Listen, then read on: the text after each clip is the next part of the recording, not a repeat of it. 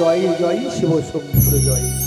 এই তো এই মুহূর্তে আমার পুত্র লক্ষিন্দরের বিয়ের কাজ সম্পন্ন করে পুত্র লক্ষিন্দর বৌমা বেহুলা সুন্দরী গেছে তার শ্বশুর ওই কাঞ্চন বাসুরি ঘরে নিশি প্রভাতের অপেক্ষায় কিছুক্ষণ বসে থাকি।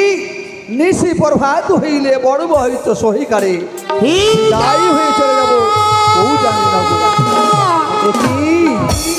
অদূর থেকে শোনা যায় যেন পুত্র লক্ষিন্দরের কণ্ঠস্বর মরে কর্ণে ভেসে আসে। না না, পুত্র লক্ষিন্দর থেকেছে কাঞ্চন বাসের ঘরে। সীতা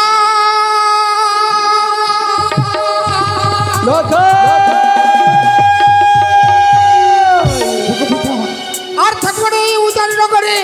চলো পিতা চলো, এই উজানি নগর পরিত্যাগ করে আমরা চম্পানির দিকে যাই।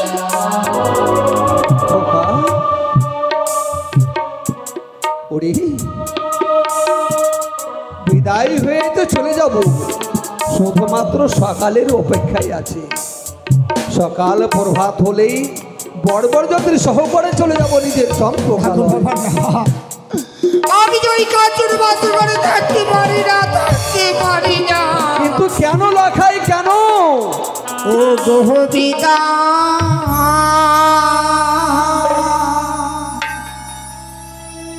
ওই আমি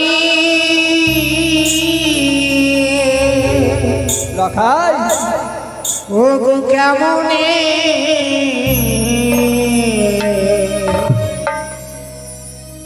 থাকি পাশরে ও গো পিতা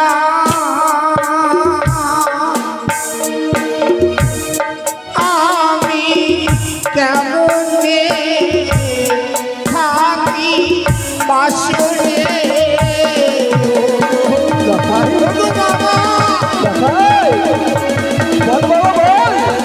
তুই থাকতে পারবি না সেই বাসরে?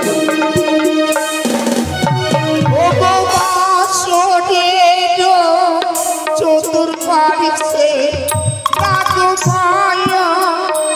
কি বললে? সত্যি বাবা সত্যি না লখাই না।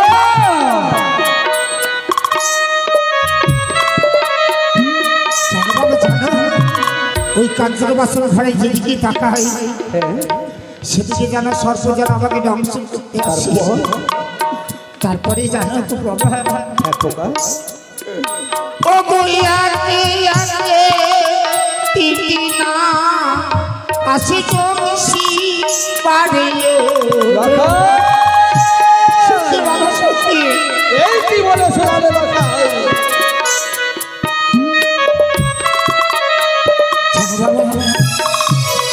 ওই কাঞ্চন বাসন করে এক এক করে তিনটি টাকা আমাকে ধ্বংস করতে আসে। তারপর তোমার পুত্রবতী সুমদনী এক এক করে তিনটি টাকা ওই কাঞ্চন বাসন করে বন্দি করে রেখেছিল।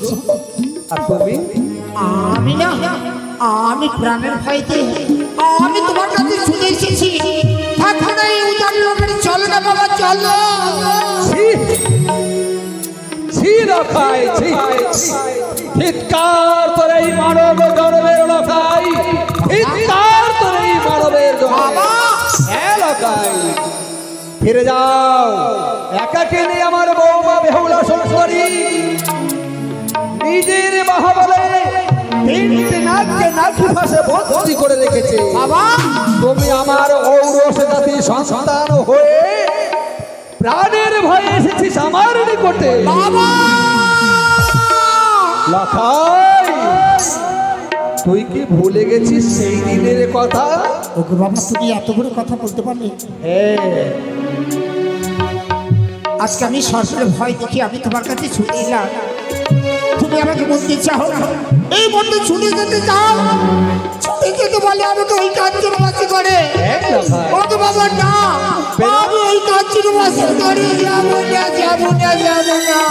বুঝেছি বুঝেছি।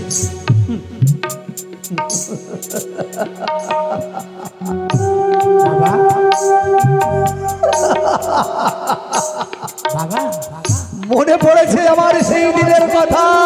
বাবা এক এক করে 14 ধনজন 70,000 দাড়ি মাঝি কালিন্দির বুকে হারিয়ে বাবা পাগল ভেসে প্রবেশ করেছিলাম ওই চন্দ্রগড়ে। সত্যি বলছো বাবা? তোকে দেখে সেদিনই আমার মনে কি হয়েছিল জানিস? কি গো? তুই বুঝি আমার ঔরস জাতীয় সন্তান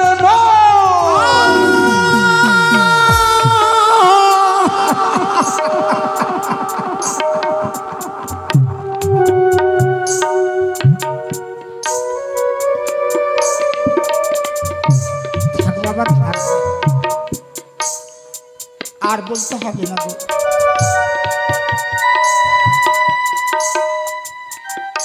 আজকে এই সামান্য জীবনের জন্য আমার মায়ের মাথায় এই কলঙ্কের বোঝাটা চাপিয়ে দিও না। মায়ের উপরে এই কলঙ্কের বোঝা চাপতে গেলে আমি সহ্য করতে পারবো না গো বাবা। পারবে না? আমি তোমার অরিজাত সন্তান গো, আমি যাবো গো বাবা। যাবে? সত্যি যাবো। যাও। কেন যাবে না? যাবে না? যাবো বাবা যাবো। পিতৃ বাক্য পালন করার জন্য শ্রী রামচন্দ্র চলে গেছিল হাসতে হাসতে 14টি বৎসরের জন্য। বাবা জানি জানি পিতৃবাক্য পালন করার জন্য রামচন্দ্র 14 বছর বনবাসে গিয়েছিলেন। আমি কি এত অভাগা সন্তানকে আমি এক রাত্রি যেতে পারবো না? যাবো বাবা যাবো। তাহলে যাচ্ছি যাচ্ছি তো বাবা যাচ্ছি, কিন্তু একটি কথা। কিছু বলবে খোকা? যেতে যেতে একটি কথা মনে পড়ে গেল। কি এমন কথা মনে পড়েছে তো? সত্যি মনের দুঃখ বেদনা অনেক জানি গো বাবা। বুঝে গেলাম, বুঝতে পারি, তাই একটি কথা বলি তো বাবা। কি বলবে? ওই আমি আমার মানুষ পেলাম না গো। সত্যি বাবা, সে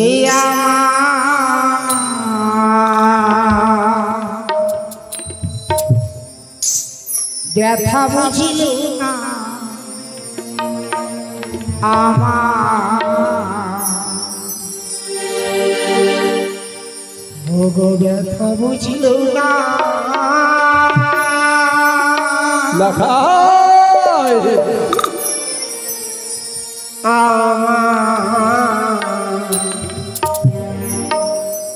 ব্যথা বুঝিল না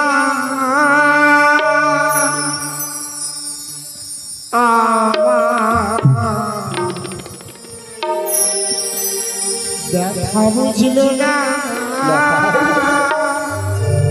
সত্যি গো বাবা সত্যি, এই জীবনে অনেক দেখলাম, কিন্তু আমার কেউ ব্যথা যন্ত্রণা বুঝল না। তোমার ব্যথা যন্ত্রণা কেউ বুঝে না।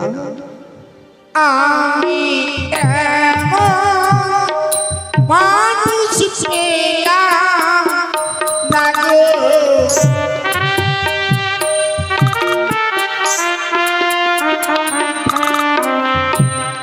সে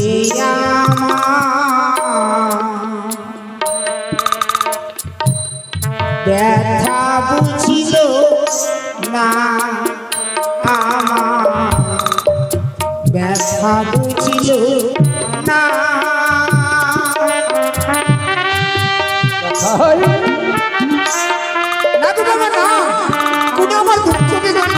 আমি তোমার ব্যথা বুঝি না,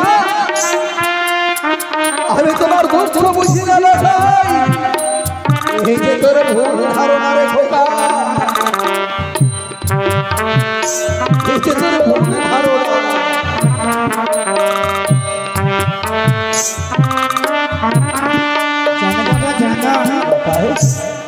সন্তান যদি দুঃখ পেলে মানাই বলে তুলে বাবার কাছে গেলে